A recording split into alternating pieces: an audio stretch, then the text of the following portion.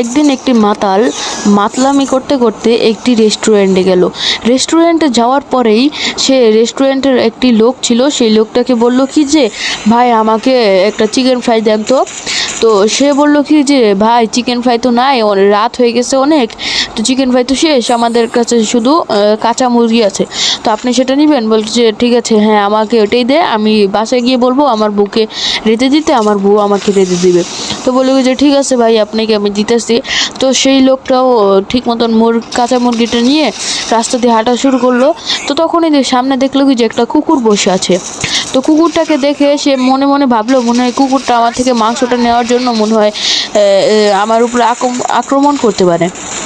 তো তখনই দেখলো কি যে কুকুরটা কিন্তু তাকে কিচ্ছু করেনি।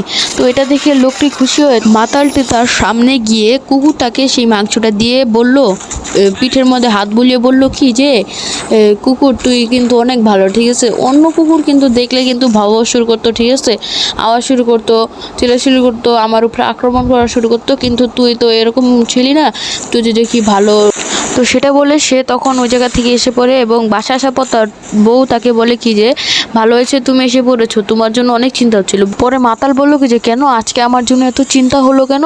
তারপর তার বউ বললো কি যে আরে আজকে আমাদের এলাকার ভিতরে একটা বাঘ ছুটে গিয়েছিল, তো তাই তোমার জন্য অনেক চিন্তা হচ্ছিল। তারপর এলাকার একটা ছেলে, ঠিক আছে, তো সে অনলাইনে একটা পোস্ট ছাড়ে যে দেখো এই জায়গায় কিন্তু আসল একটা সুপারম্যান, ঠিক আছে।